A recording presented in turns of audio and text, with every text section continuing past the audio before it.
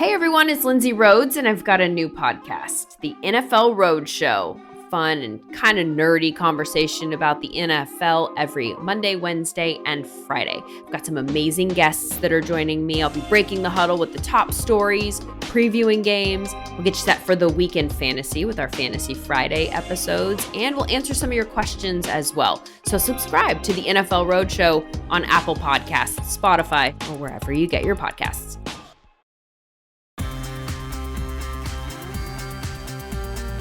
What is up, Hardwood Knocks listeners? I am Dan Favale coming at you without my co-host Adam Cromwell today. We are going to keep our Team Look Ahead train on the roll, and I'm super excited, as ever, to be joined by two GOATs. Yes, that is correct, two GOATs. We begin with the Indiana Pacers, and who else was I going to bring on other than Caitlin Cooper, who covers the team for Indy Cornrows. She is one of the best basketball writers out there. Just her ability to see and think the game and then communicate that into words with an actual voice. One of my favorite writers out there. You should follow her on Twitter if you are not already, at C2_Cooper, spelled exactly as it sounds. We then go into the New York Knicks with Seth Rosenthal, who is one of my favorite writers, although he does not write anymore for Posting and Toasting. He's at SB Nation, one of the creatives and minds behind Secret Base. You should check them out. Follow him on Twitter if you're not already, at Seth_Rosenthal. That's at SETH_ROSENTHAL. Had a great conversation with him. It was nice to talk with another Knicks fan. It was very cathartic. I, as I say on the pod, am a deadingly disenchanted Knicks fan, but there's a lot of optimism in that podcast, so be sure to check it out. As ever, though, please, pretty please remember to rate, review, and subscribe to this podcast wherever you consume your podcasts. Make sure you're downloading every episode. If you have done all those things, take people's phones, or tell them. You shouldn't be taking people's phones or be close enough to do that. So tell them to go to Hardwood Knocks on iTunes and subscribe and throw us that 5-star rating and review. We, of course, want subscriptions and downloads from wherever else you are getting your podcast, but iTunes, whether you use it or not, head over there, juice those numbers. It helps us out a ton. Without further delay, though, let's go into the weeds with the Indiana Pacers, with Caitlin Cooper from Indy Cornrows. And then let's go talk some New York Knicks with SB Nation's Secret Base's Seth Rosenthal.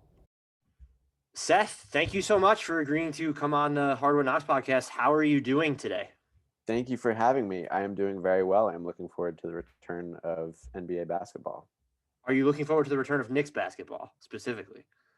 This is that brief window of each year where, yes, I am indeed looking forward to watching the Knicks, but they're usually, I can expect them to ruin that in the near future. But for now, I am excited and hopeful.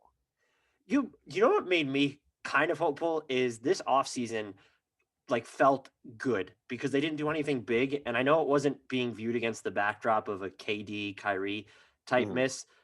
But they got solid, just like vets that I don't really think stand in the way of anyone on the team. When you look at Noel, when you look at Austin Rivers, when you look at, I really like Alec Burks.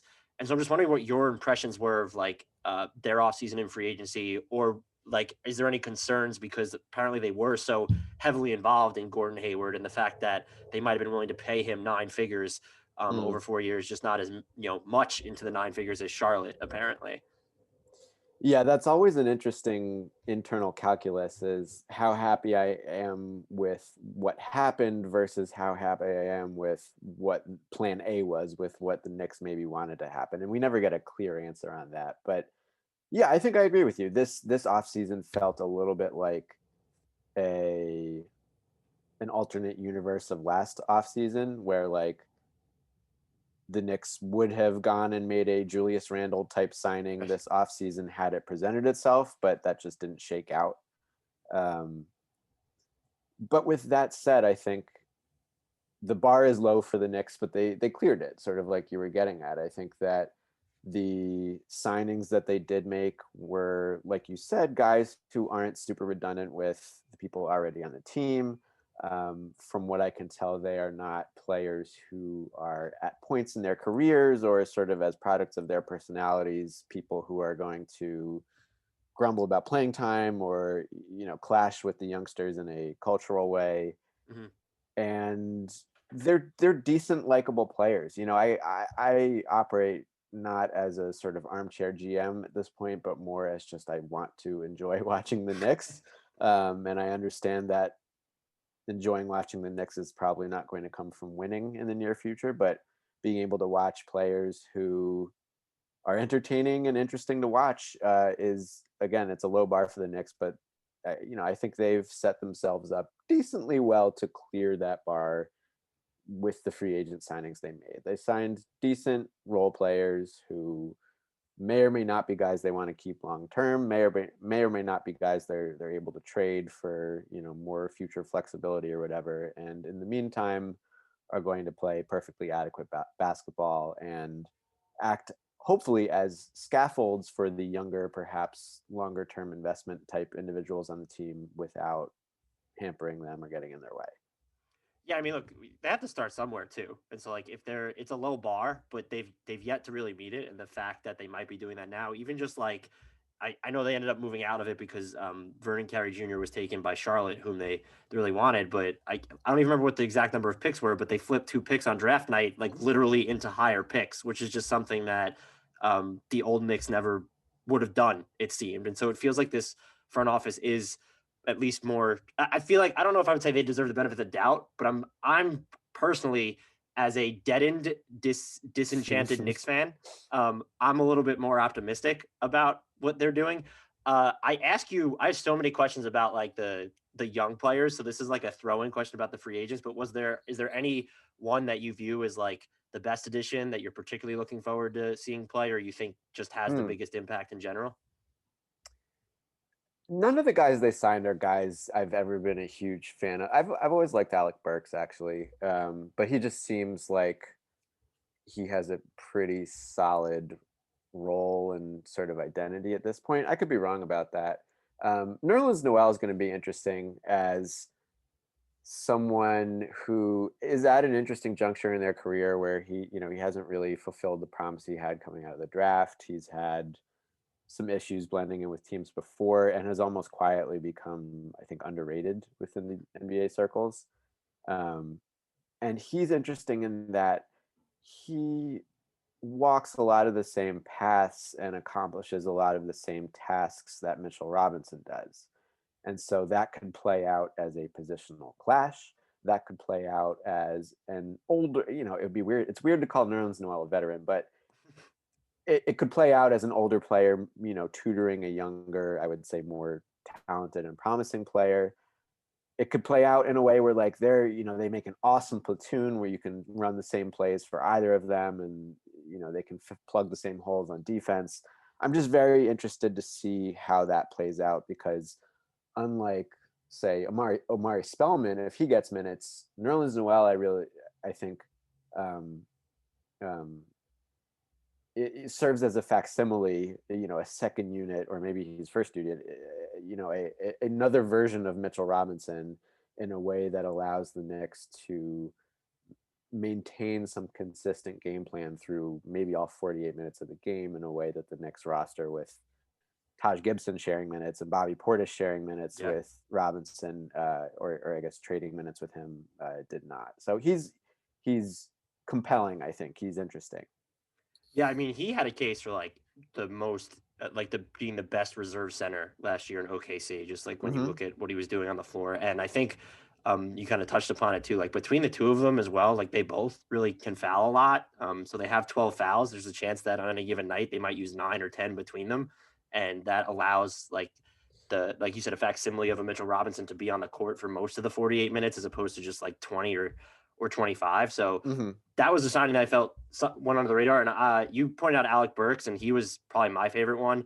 Just after they dealt Marcus Morris last year, it felt like they didn't have anyone that could consistently hit a pull-up three. And Alec Burks shot like 40% on pull-up threes last year. And that's something he's kind of always done, maybe not at that efficiency. So he's someone I view as like, even though he's always deviated and prefers to operate on ball, he does feel more plug and play where he's not going to disrupt, if he's sharing the court with an RJ Barrett, or if he's, sharing the court with a Kevin Knox or an Obi Toppin, that he's just not going to take too many touches away from them. And he's going to help space the floor, which I think this team needs really badly. Yeah. I'm pulling from Zoom interviews and stuff and just having watched preseason, but my sense of the guys who joined the team this summer is that, or I guess it wasn't the summer, this offseason, my sense of them is that they get what the deal is in a way that maybe last season's batch of free agents didn't, where like they just understand what is expected of the team this year, why they're here,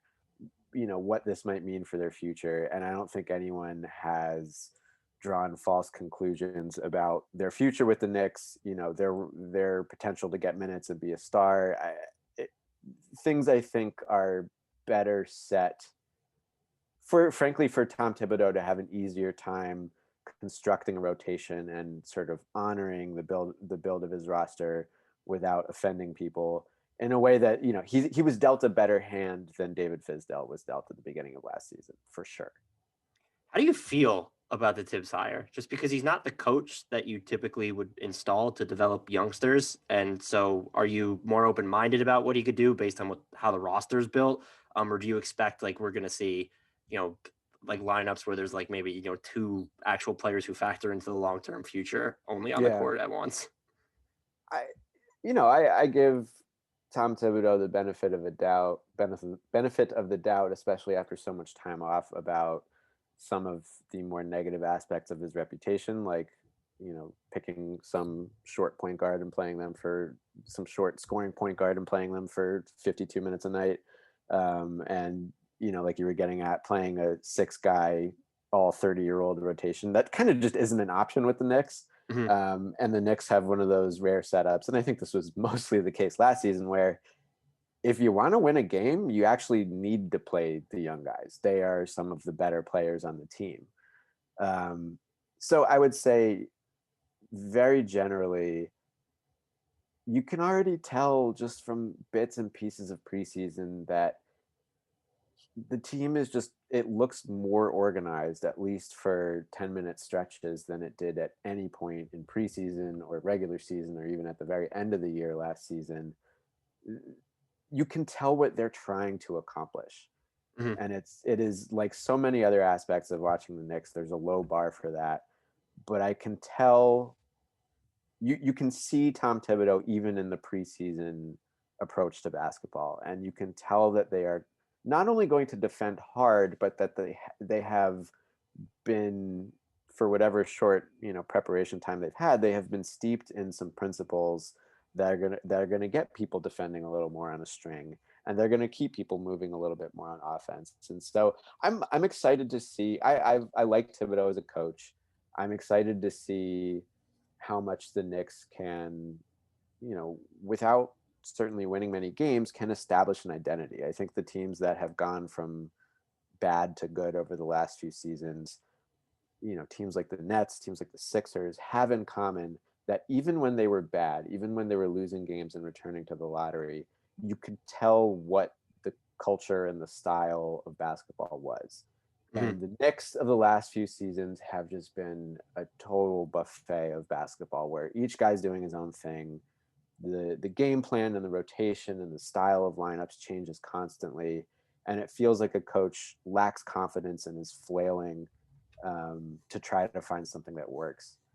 And I, again, going off very little evidence so far, have gotten some sense that Thibodeau has, because it's year one, because he's a confident and established coach, and because he's got a style, and I think frankly because he's got the right kind of guys and just a better mix of young players who aren't totally in their own heads, young players who maybe feel like they have something to prove at this point, and have had their egos checked the last, if they're not rookies, the last couple seasons. And then, like I said, veterans who I think are don't have any misconceptions about what their role ought to be. I think he probably has a pretty receptive audience to be some degree of the Tom Thibodeau we all know and fear, but hopefully has grown up a little bit, both in terms of dealing with young players, dealing with players who might not always want to be drilled on the same play 1,000 times or play 97 minutes a night. They're going to have to kind of meet in the middle. And preseason was extremely ragged at times, as one would expect, but there were also little tastes of what losing but still productive, progressive basketball might look like. And that's, I'll take it. Fun bad is all I'm asking for, Yes. personally. Fun bad and bad, intentional bad. Not Right. intentionally bad, but bad in spite of a well-orchestrated plan. The thing I'm interested to see with him, actually, more than how he would juggle the youth, just I think as you laid it out, is just the roster is not really built for him. Even if he wanted to deviate, I don't know that he could. Is if he's updated his defensive principles, where they were really just exposed in Minnesota, where they were giving up too many quarter threes and looks at the rim. And so that's just something I'm going to be watching closely in the regular season. And I don't know that I expect the Knicks to be good defensively when you look at their personnel, but I at least want to see that he's, having been away for a little bit, seeing what happened in Minnesota, that maybe he's updated his philosophies compared to, how his teams in Chicago, when he was on the staffs of the Knicks and the Celtics, hopefully those have now evolved. Yeah. I mean, he definitely needs to evolve. And part of it is sort of a lateral adjustment where, the Knicks roster is not a good one. It's not a concrete one, but the Knicks have some interesting defensive, raw talent. They have this otherworldly, but sort of flighty and temperamental shot blocker who, if used right, really could be among the best, in his particular role. And their backcourt is full of guys who really could and should be good defenders, some of whom, like Frank Ntilikina, already basically are good defenders. And so part of it is, I hadn't really thought about this before, but if you look back at the roster he was trying to deal with in Minnesota, that was built around Karl Anthony Towns and built around Jimmy Butler and then a bunch of young guys, Andrew Wiggins and people like that. Part of the problem was that he hadn't evolved, but part of the problem is that he just wasn't playing the hand he was dealt. He was trying to force, like many established coaches do, he was trying to force a square roster into a circular defense. And he has something with the Knicks. The Knicks have given him a pretty interesting defensive sort of chessboard to work with.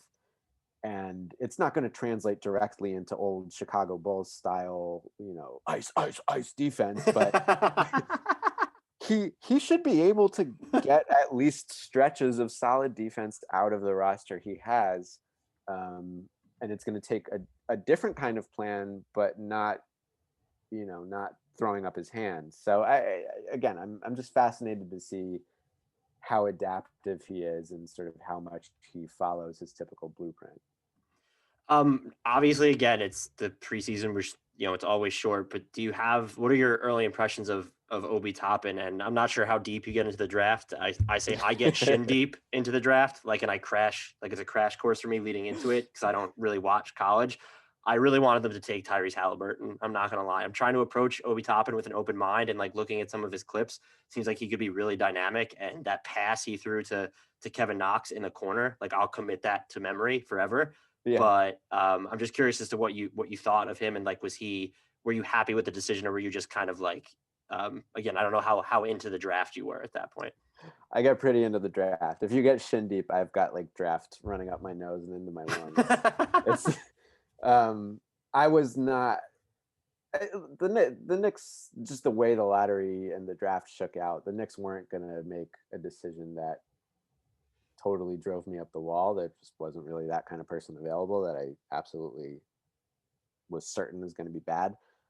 Obi Toppin would not have been my pick. I would have taken almost any of the guards available, particularly the guys who project to be ball handling, passing type point guards over Obi Toppin, in part because I liked guys, like you said, Halliburton, Kyra Lewis. I just think they project better as players, and I think they fit better. And I think that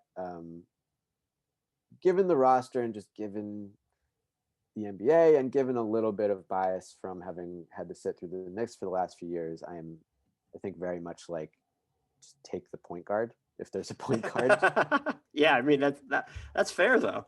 I'm almost glad Killian Hayes didn't drop, because if they took Toppin over Hayes, then I would have really felt some dangerous feelings. That said, I immediately, with maybe one or two exceptions over the years, I immediately come around to whoever the next draft. And from what I've seen of Toppin so far, he this is going to sound trite, but like he's a basketball player. He just clearly has developed, I'm not going to call it instincts because he is described as sort of a late bloomer and is older than some other guys, but he's got basketball moves. He is decisive. He is not raw in the sense that like you can sort of just airdrop him airdrop him into any place on the floor with the ball. And he's like, okay, I have something in my bag to deal with this particular situation.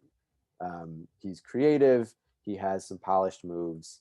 Like you said, his passing, he is extremely almost like deleteriously eager to pass the ball and has some vision, has some, some of just like the upper body strength to produce some pretty interesting passes and not just rudimentary next guy over stuff. Plays with his head up and really wants to share. And that I really didn't expect that of him at all. I think if you watch his highlights or think too hard about Amari Stoudemire comparisons, then you sort of assume that the guy either can't or won't pass. But the passing has been interesting so far in preseason. I think is something that completely changes the way even this season that you can design an offense that includes him. His shot looks quite bad so far. Like his release isn't messed up, but like he is slamming the ball off the backboard. He's just not comfortable with pulling up or catching and firing an NBA 3-pointer right now. But I think there's plenty of room for that to change. And for someone who's 22 years old, he's pretty weak. He's easily budged off of his position. If he's being posted up and someone gets the ball with decent position, it's basically over. So, he hasn't had an NBA conditioning program, but he's got, as people described going into the draft, he has given sort of the like lower to upper body ratio he was born with, and just the amount of muscle he has on his body. And, some of that is probably just skill and footwork too. He's going to need to become a much more sort of inert player on the block if he's going to compete down there. But he's interesting. He's creative. He's clearly smart. He is, in the off the court exposure one gets to him, likable, and I think seems pretty down to earth. And so I'm going to enjoy watching him develop, even if he wouldn't have been the guy I picked. Is Immanuel Quickley going to be the greatest point guard of all time? I actually just want to know your impressions about him, but I will say I try to resist when it comes to the Knicks, where like prospects get hyped, because I also feel like there's this, and it exists in LA. There's like the market bump where Alex Caruso is the best thing ever. And so like when Kevin Knox went off in summer league, I trolled because I thought it was ridiculous. But I might be like too into Immanuel Quickley. Like I think I'm sipping like the Kool-Aid or I am so watching him. I want to say it's like, it's preseason. You're also going up against guys like, when's the last time they've played? People aren't really trying to play defense, but I'm just watching him and I'm like, no, you know what? Future Hall of Famer. Can you talk me down, or have you been as impressed as I've been? I did not expect, and maybe we should expect more from guys from Kentucky who just weren't really allowed to put the ball on the floor, I guess, when they were there. He's blown me away. And I think I'm buying into him more so than I have like any Knicks prospect in recent memory. I think, as I described, there's this point guard thing when you're watching the Knicks where it's like, oh my God, could this guy actually organize an offense? I imagine it's like being a fan of a football team and, having lacked a quarterback for 20 years. Like anyone who seems like they might fill that role is immediately accepted as the prophet. I watch, especially this preseason, like you were saying, a lot like I watch Summer League, where I am not really interested in the final score or the statistical line. You're looking for moments and looking for problem solving. There are certainly situations that occur in a preseason game or a Summer League game where you can look at it and be like, no, this is the kind of puzzle that this player is going to have to solve in actual basketball games against actual basketball players, not the various 6'3" white dudes on the Cavs who are going to be playing in Turkey by next season. Like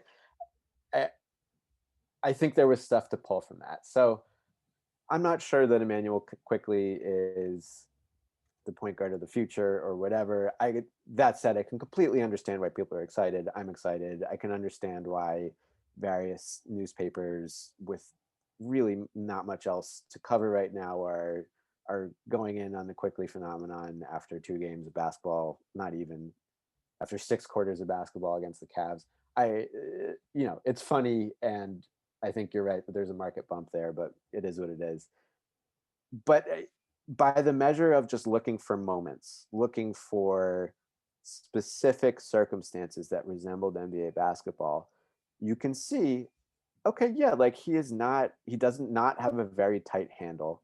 He is not out there throwing wizardly passes that you didn't see shaping up, but he looks confident. He's out there pointing fingers, barking orders, clearly having a sense of the weight on the strong side and weak side of the floor, and really where the play is and where the play isn't, in a way that suggests some future as a point guard. And he's making the base. He made in those 6 quarters of basketball. He made the basic passes. He made some interesting passes. He made some passes that led to other passes. Like I said, I don't think he has the, oh my God, amazing pass vision that some other just obvious natural born point guards have. Mm-hmm.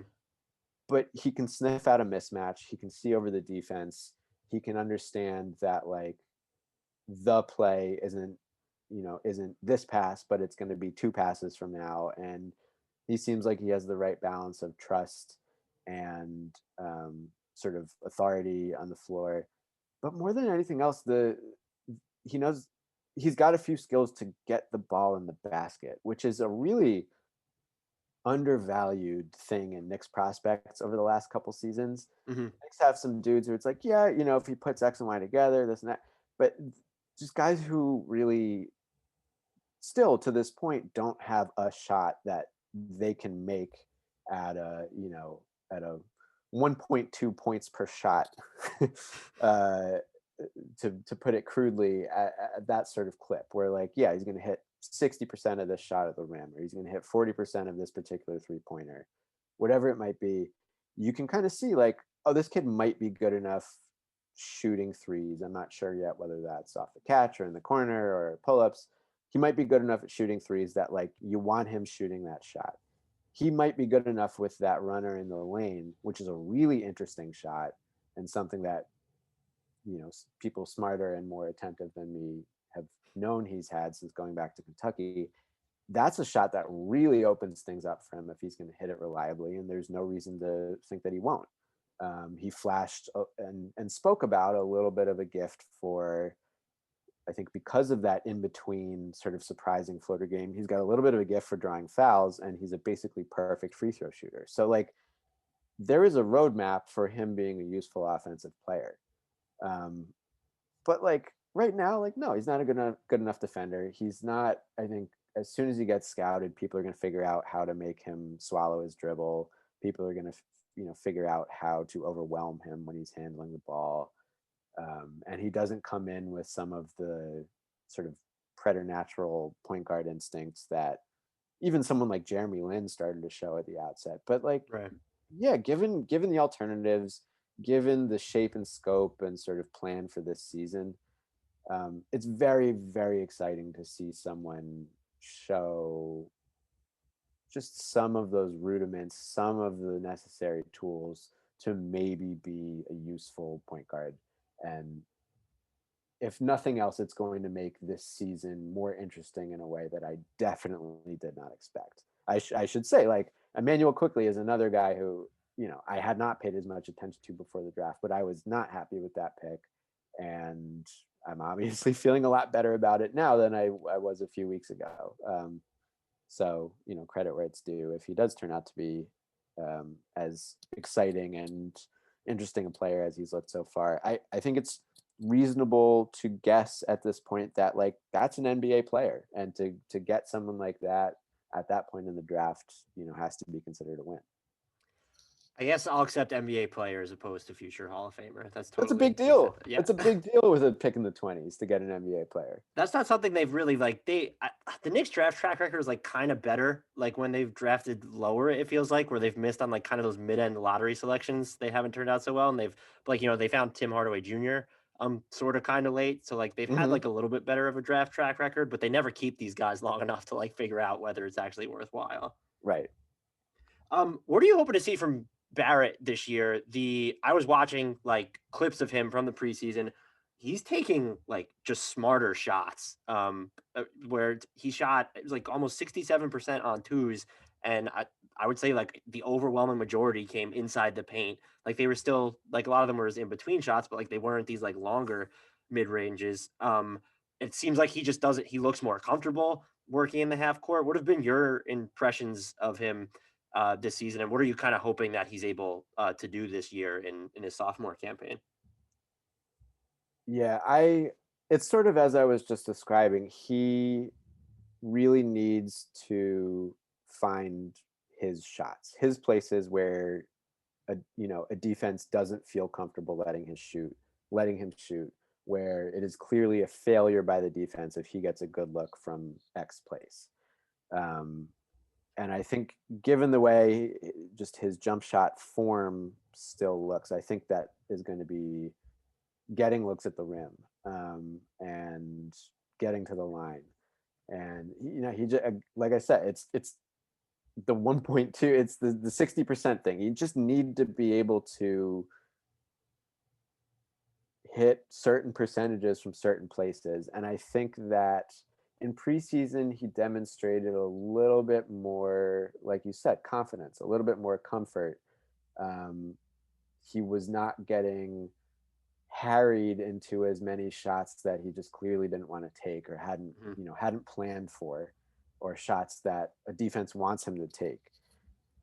I'm still not totally convinced that there are going to be a lot of those kinds of zones and types of shots for him on the floor, but either he is going to get better at hitting those open threes or get better touch on pull-up jumpers or floaters, or he's going to really lean into, I think the one pronounced skill he has on offense is that he has some vertical, lower body strength and explosiveness to just finish through or over someone. Yeah, he's like bigger than you think. He's super strong, and I hope he continues to use that, but he also has some interesting sort of lateral and circuitous footwork. In that most recent preseason game, he had this gorgeous, basically scoop shot where he spun and just sort of reached behind the back of the defender to lay it in, and where really only his hand was facing the rim.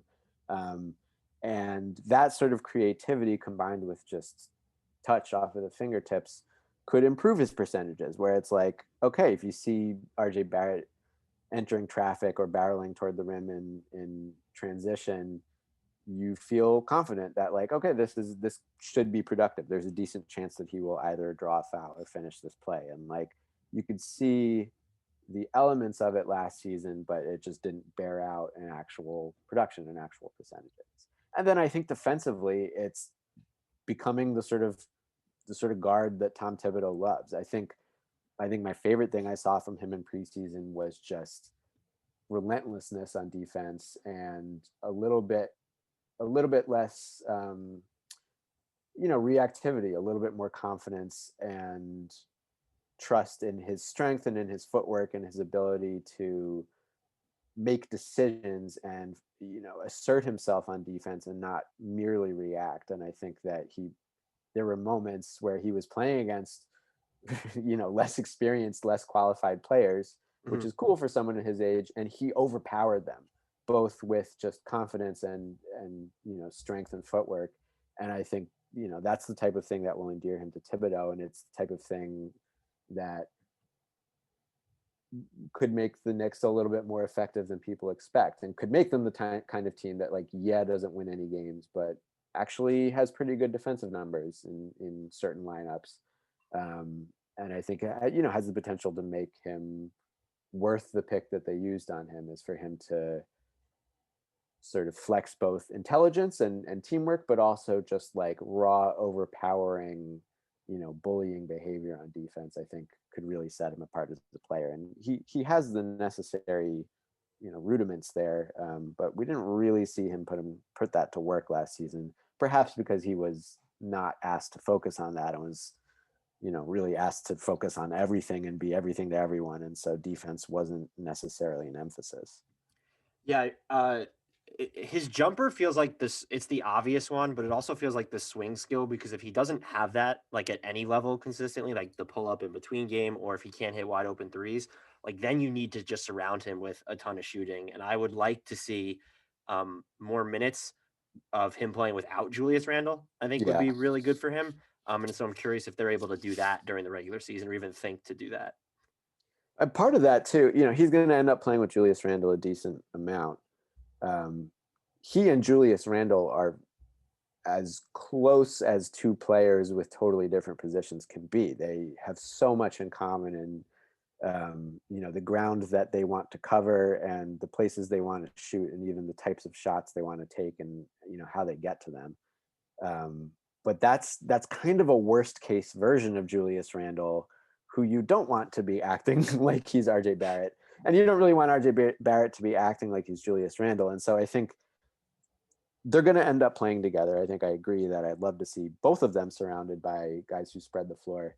But I think for Barrett, it's going to be, learning how to draw contact or finish around the rim. And for Randle, it's going to be stuff that he did show signs of in his preseason, where like his head is up and his first instinct is to pass and not to just plow into traffic and spin and, try and create a shot. I think that he's far enough into his career where like he just doesn't have the touch to, cash a lot of the checks that his body is writing. But in preseason, we saw him looking to act as a conveyor for the ball instead of a finisher a lot more often, and to, push off of a rebound and make the first pass and get the ball into a corner and move the ball from the strong side to the weak side of the floor, and just let offense flow through him instead of to him, in a way that could make it much more feasible for a Randle Barrett lineup to not just look like a sort of clogged mess. So yeah, I mean, I think generally speaking, yeah, like those two in their makeups just don't really work together well. And if the Knicks are still looking to trade Julius Randle, I'm still into that idea. But I think Barrett's growing up and gaining confidence and hopefully learning what his spots are. But I think Randle showed at least some signs, especially later in that preseason, and again, especially against really, really terrible competition, that like he might have a sense of what his role ought to be, sort of like those veterans I was describing about that they added this offseason. I think he might have a better sense, and I don't know how much of this is Thibodeau's doing, but he might have a better sense of some habits he might need to emphasize and de-emphasize to let the Knicks play some interesting, competent basketball while he's on the floor. Mitchell Robinson is a joy to watch. Like, he's a joy to watch conceptually, but when you do watch him on defense, he covers an insane amount of ground, but it's like nihilistic ground where like I'm not even sure that he believes that he's making the right decision, and which feels like it can account for so many of his fouls. But you just look at how tantalizing he is, because he can be in so many different, when he's really like engaged, he can be in so many different spots without actually neglecting the spot that he's supposed to be in. Do you see like more of a disciplined defender there? Because I do think the fouls are low hanging fruit. And I feel like there are easy ones that he could cut out, like the frustration fouls. Yeah. But at the same time, like you kind of need to focus on it, because when graphics are made and you're pointing out that Mitchell Robinson has 0 fouls, like that's part of your graphic. I think Mitchell Robinson, to be a really great, excellent, cornerstone kind of player, which I think is his potential, needs to make fewer plays, if that makes sense. He part of the reason he is such a highlight machine. But there's a really good YouTube video that's just like all of his blocks from last season, and it is truly dumbfounding, some of the stuff he does. But as anyone who watched all of the Knicks basketball and not just the highlights knows, the price for those unbelievable blocks where he just snatches the ball out of the air or recovers to come up on someone from behind, the price of those is the fouls. And I really, even over the course of preseason, I saw some pretty interesting signs that he was willing to sacrifice the block for just deterring a shot, for just, asserting himself with his presence. There was some maybe indication that, stuff that we know the Knicks coaching staff is focusing on, at least based on what they say in interviews and stuff, might be paying off. He's such an interesting guy because you can tell he's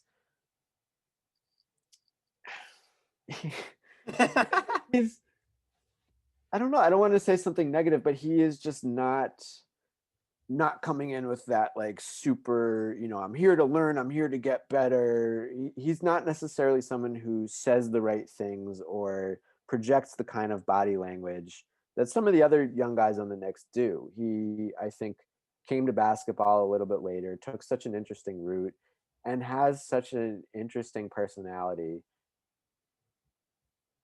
that his response to the Thibodeau coaching regimen is going to be the most interesting one. But there have already been indications that the stuff that you and I probably shouted our TVs, which, if you're like me, is stop jumping. You never need to jump. You are a skyscraper of a human being with unbelievable reflexes. You're ambidextrous. You have long arms. Mm-hmm. You have great timing. Never jump. Just stand there and get your hands up.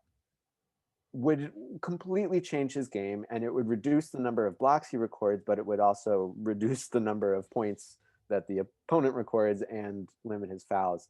Like, even from game 1 of the preseason to game 4, I saw some more signs that, like, oh my God, he's not going for the block. He's just standing there. And granted, that was against, like I said, some, random sixth stringer and not Andre Drummond. Right. Or Blake Griffin or whatever. And so that should be acknowledged, but like, he wasn't just hunting for blocks. He wasn't making decisions on the fly.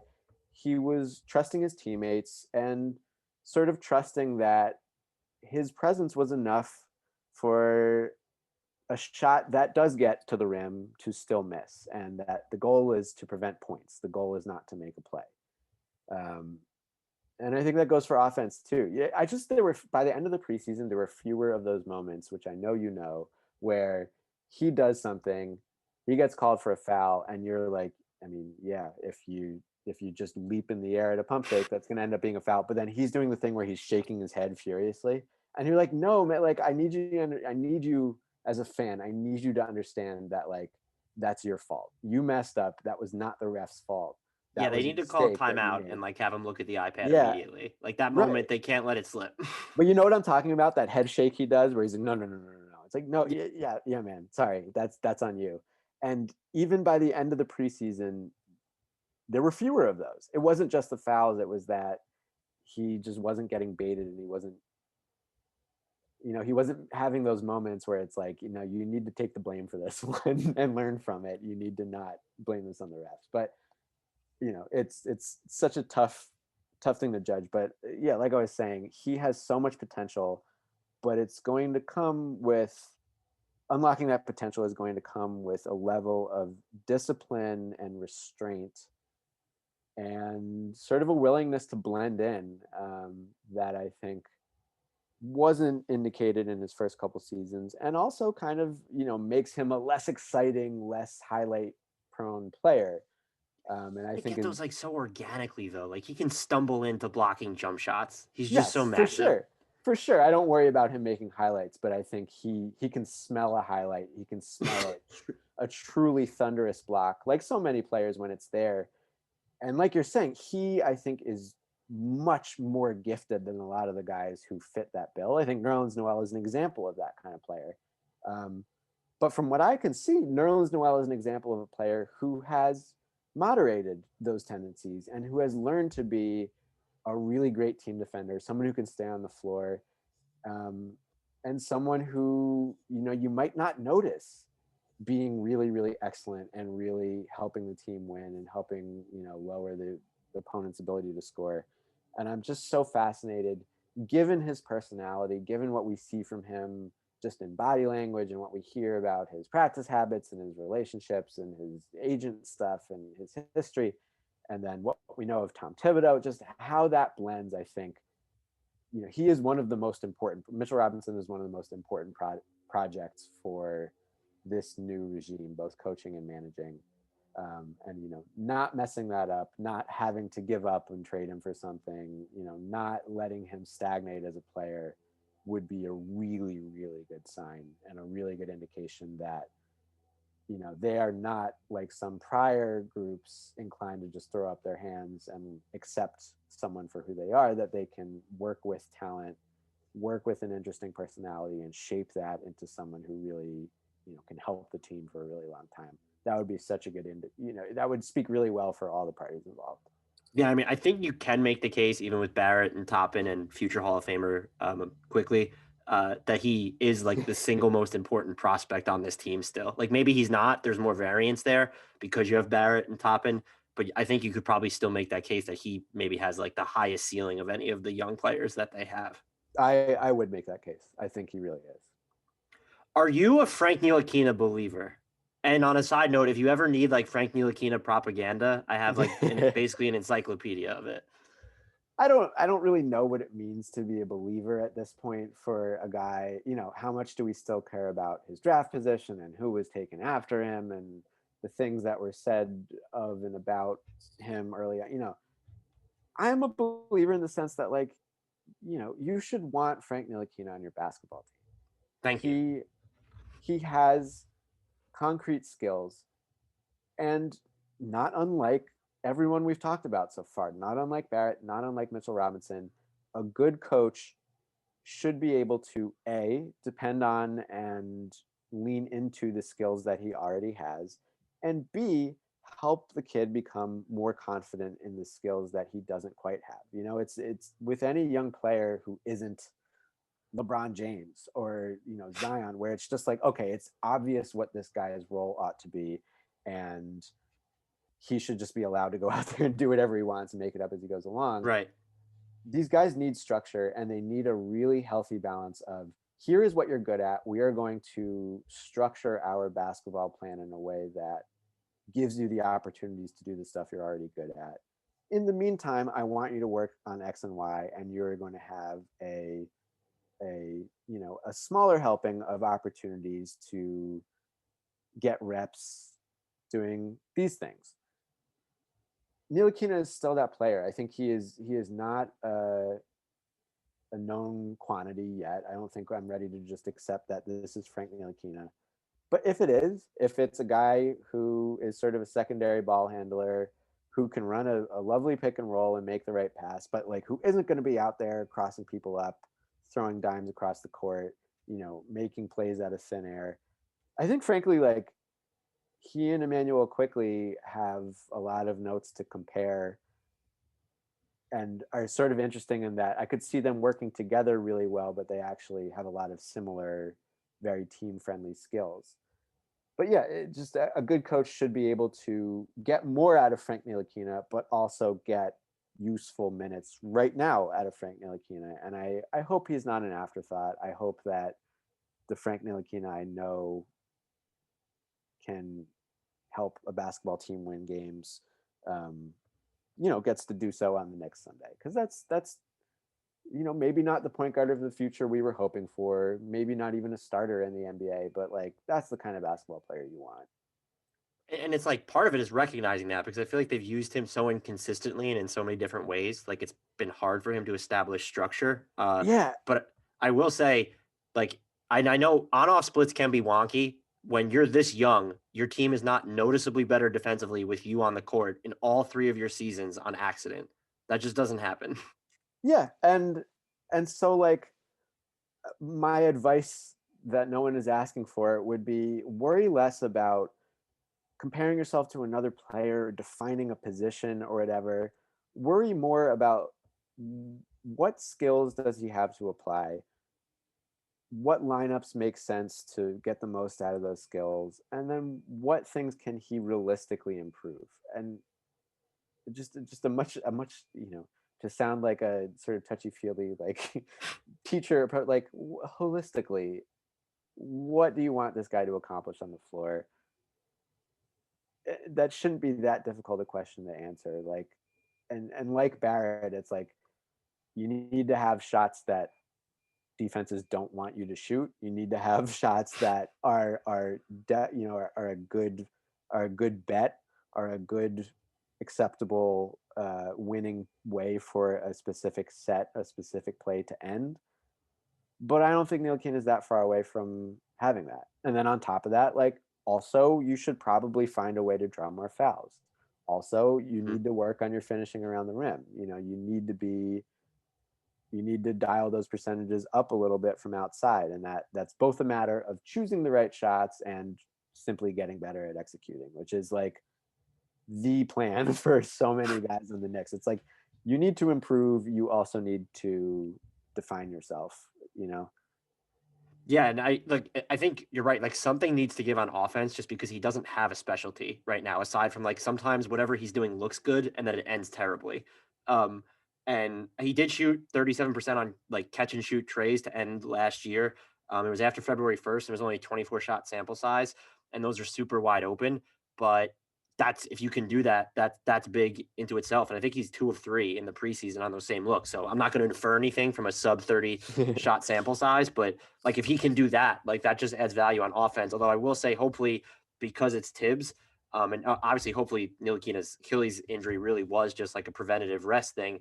But hopefully, Tibbs doesn't ascribe as much value to, well, we're just not going to play him because he's not really giving us anything on offense. I think the defense is just so important that like just have him on the court, like give him a chance because he's coming up on restricted free agency. And my guess right now, as much as it tears my soul to pieces, is that I would be mildly surprised if he's still on this team next season, just because I don't know that they've invested any sort of tangible equity in him that would make me think they would even give him his qualifying offer in restricted free agency, even though I think that's exactly what they should do.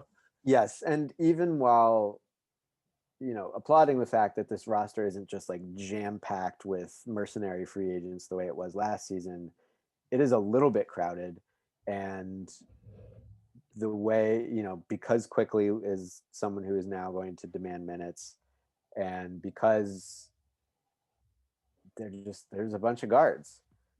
And because I could see a path where Ntilikina isn't really getting a ton of minutes for long stretches of this season, and then you can see how that ends up with him wanting an offer sheet elsewhere, and the Knicks maybe letting that happen. And so I hope otherwise, because that's a guy I've enjoyed rooting for, and he's been frustrating and disappointing in some ways, but like I think that is, he is a rotation player, I think, on a good team, and I hope the Knicks intend to be a good team someday, and I would love for him to be a part of it because I like him. But yeah, like you said, there's sort of a narrow path to that future. You're just given the way things have shaken out. I'm going to loop these two together because I know you're running short on time. Who do you have more hope for between Kevin Knox and Dennis Smith Jr.? Oof. I guess Kevin Knox. Yeah, I guess Kevin Knox. But if only because the profile that he brings to the table, sort of coming in, lends itself more to having a role that's a bit less than what was expected. I think, Dennis Smith, given his height and the sort of need to play him at a particular position, it just sort of like has more boxes that he needs to check to be a useful NBA player. Right. Like, buddy, you got to be able to either hit some of these shots from outside or get to the rim and finish consistently and draw fouls, or be a really good passer because you're not very big, and I just haven't seen that. I think that he clearly got it in his head to try really hard on defense, and that's awesome. Or at least in the preseason, that's what it looked like. Mm-hmm. but like he still just has so much he would need to change in terms of what he's offering consistently for him to earn NBA minutes. And just given the way Knox is built, given his age, he, I think, projects more as like you can imagine him more as a role player. It's like, okay, well, maybe he's not going to be a lottery pick star type that justifies his draft and the promise he had coming in. Maybe he is not the diamond in the rough that you thought, but like maybe he is a dude who like can finish in transition and hit an open three. I wouldn't bet really on it. I wouldn't bet on either of them, but Knox seems like there's a clear path toward finding a role. He, like so many guys we've named, is still at the point of his career where it's like, all right, you need to keep experimenting and need to keep improving. But then at a certain point, we also need to find a more defined, more limited and constrained role for you. And I think one can imagine a version of Kevin Knox that does play a limited, constrained, fourth, fifth, sixth, seventh guy type of role. Dennis Smith, it's just harder for me to imagine. And, he's further along on the development timeline where, there's a little bit less hope that like, oh no, maybe he's just a superstar and he's not a role player. That's kind of hard to envision at this point. Yeah, I want to hold out hope for him because apparently he did like really work on like try to rework his jumper over the extended off season that he had. But I think you just hit it right on the head. Was fit matters, and Kevin Knox has the potential to be plug and play, where I don't know that you can envision Dennis Smith Jr. ever playing a role where he doesn't need to dominate the ball. Yeah, I hope so. I like him, and he's had a tough time the last couple of years. He hasn't, his opportunities have been hindered, and he's hurt himself, and he's gone through stuff personally. And the Knicks could really use the best possible version of Dennis Smith, and if not the Knicks, then someone could. And he's got a future as a backup point guard either way, I would hope. Maybe. I mean, he was not this, like, he wasn't great in Dallas, but he's reached like all-time inefficient levels of bad. And so there's a better player in there, and I do hope that he comes back from it. Yeah, me too. So twofold question as I get close to wrapping this up is, one, let's assume the Knicks are in a close game and they want to win it. Who do you think their most used crunch time lineup should be? The other part of that would be, is there a let's get weird lineup that you would really like to see Tibbs trot out at some point? I mean, I'll think about it, but the answer is obviously yes to the second one. I always want to get weird. But the first question, I think we haven't seen him play basketball in a Knicks uniform yet, but like Austin Rivers is probably the closest thing the Knicks have to like a just go create a shot kind of guy. Mm-hmm. Which at least ostensibly is the type of person one wants to have on the floor against the opponent's best defensive lineup with time taken off the clock. So it probably includes Austin Rivers. You want shooters out there, and I think Immanuel Quickley has maybe already shown that he has a little bit of what I just described, combined with like he'll just catch and hit a three if our Austin Rivers person breaks down the defense. So I'm going to throw him out there because there aren't that many options. You probably want another spot shooter who's not going to do something really dumb. And so maybe Reggie Bullock or Alec Burks. And then I think realistically, Julius Randle is going to be on the floor because he gets paid like someone who should be on the floor at that moment. And then, Robinson or Nerlens, I think both are there for your tip-in. But if you're really trying to spread the floor and you are not letting Mitchell Robinson shoot threes, then I guess maybe you're playing a lineup on offense with Toppin and Randle out there, or there's probably a Knicks player that I'm not even thinking of right now. Maybe you're just playing really small, but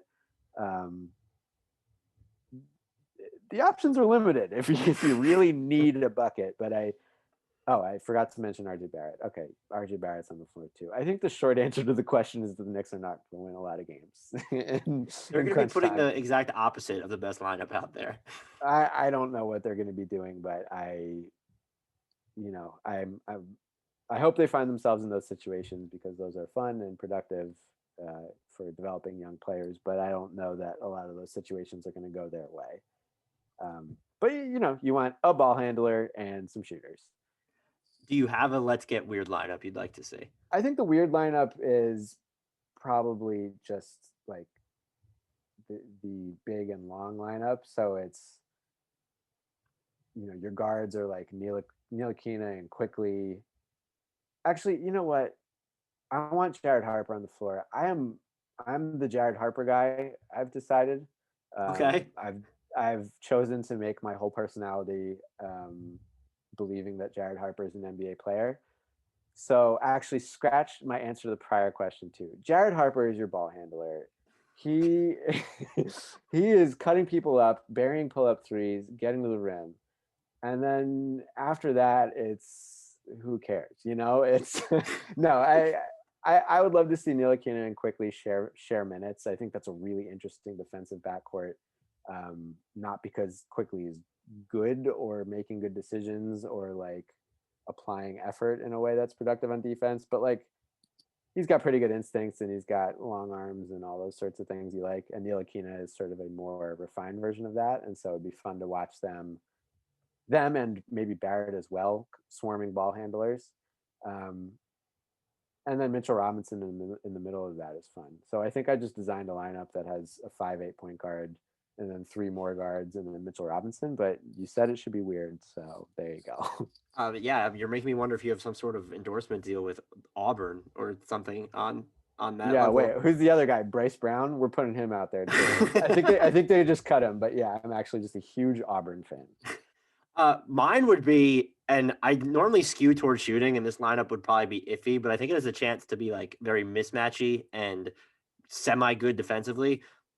It's Robinson, and then you just have you have to go small, and Barrett's your de facto 4, and then give me Rivers, Immanuel Quickley, and Frank Ntilikina. Oh, like, I love it. I feel like that lineup could fuck shit up. Like, and I would love to see it. I hope if I do see it, I'm going to send out the bat signal on Twitter, just to know that I saw, because I really hope they try it. They won't, but that lineup, I don't think that's that, or at least something pretty close to that. I don't think that is that outlandish a lineup. It's no Jared Harper running point for you. It's not Jared Harper running point, so it has that, working against it. Mine's better for that reason alone. But for real though, like that lineup could play some version of that old school Thibodeau, everyone just ice defense. Or you could play sort of a trap. I would love that lineup to play a trap defense where you tell Mitchell Robinson, you park in the paint, you play like Brooke Lopez, you dip one toe out every 3 seconds, you just stand there and play goalie. Everyone else, it's capture the flag. Just go get the ball. Just chase the ball and go crazy and double constantly, and we'll let Mitchell clean up whatever gets past you. Is that the most effective thing in the world? No, maybe not. But is it fun? Yes. And bad. That's what we aim for. I'd like to thank you too, because of the 20-something of these podcasts I've done in the past 2 weeks, you're only the second person to be receptive to my Let's Get Weird lineup. So I very much appreciate that. That's what I'm here for, to be receptive to probably bad ideas. So my final question to you would be, like, what do you consider a likely win total or Eastern Conference standings finish for this team? Their over-under is set at 22.5. For people who cannot think in terms of 72 games, like myself, that's the equivalent of a 26 win season. So would you expect them to be over that, under that? Do you view them as just by far the worst team in the East? What are you kind of vibing here? I'm glad you gave me the over under, because I was not going to be able to do that pro rating in my head. Who can? Like, if it was 50, like, I kind of get it. You could do it. But like 72 is annoying. 22 and a half out of 72, and that's a 26 win season. I would maybe, it's an under, but I think it's just a slight under. I don't think they're like utter despairing garbage in the way that they have been in some prior seasons. And I actually have been deluded enough by, random 10-0 runs during the preseason to think that they might have a little bit of sense on defense and might actually play hard and might actually have a little bit of a plan. And man, 22, that's a very well set line, I think. I think I take the under just because everything I'm basing my hope off of is the bottom of the Cleveland Cavaliers preseason roster. So I'll take the under, but I think they might actually be a good and composed bad team. That's so when we did our over-unders pod here for every NBA team, I called it, I believe, an optimistic under, because I think that the reason they get there is because I feel like developing youth is going to be a priority, and that also my guess would be like between Noel, Austin Rivers, and Alec Burks, and even Reggie Bullock, like probably two of those guys finished the year on different teams, and so that you're going to be selling out even more of the veteran minutes. And also, if you're going to play Julius Randle and RJ Barrett together a bunch, then or Julius Randle and Obi Toppin, then give me the under. But it was an optimistic under. This could be the team. I know people kind of wrote about it like last season. That feels like 10 years ago at the beginning. Like maybe the Knicks are finally fun bad. I think this is the team that might be fun bad finally. I hope they're fun bad, and I also hope that they are statistically interesting bad. I referenced those recent very bad like Nets and Sixers teams. I hope, and I almost want to say expect, but really just hope and pray that the Knicks are one of those teams that, yes, they are near the bottom of the league in wins, but if you go left to right on Basketball Reference and look at all their rankings in different statistical categories, that they'll be like, oh, look, like they actually have, a middle of the road defense. And in this, they actually have a pretty good 3-point attempt rate, or they actually have a pretty high, offensive rebound rate, or something where it's like, okay, I can at least see what the intentions are and that they have an identity and they're not just kind of going out there doing whatever. And someone will have learned something and gained some skills and at least tried to do something this season, which really I don't think could be said about some recent, Knicks campaigns. And I'm kind of hopeful that they are not just fun to watch, but sort of fun to study of like, okay, if these were better players, if the ball went in the basket more, this might have worked. At least I can see what they were trying to do. And it's a low bar to set, but it is the type of thing that indicates some potential down the road that, if they draft right and make a signing here or there, that maybe the wonderful things that have happened to those teams like the Sixers and the Nets could one day happen to the Knicks. I concur with everything you said. That's what I'm holding out hope. This could be the year that happens. I'm hopeful. But did you have anything else that you wanted to touch on that I didn't ask you about? You got off your Jared Harper take, so I'm not really sure what else there could be. Yeah, that was really I earned my paycheck from the Jared Harper, the super PAC of Jared Harper that has been lobbying me. So I've done my job. Seth, thank you so much for giving me so much of your time. This was a blast. It was really fun to talk Knicks with you. If you guys are not already following Seth on Twitter, I don't understand why. He can be found at Seth_Rosenthal. That's at SETH_ROSENTHAL. Thank you so much once again. And I mean, I think at this point you could tell that I'm probably going to be bothering you again in the future. Please do. Anytime. I'm always happy to talk about the Knicks with a reasonable person.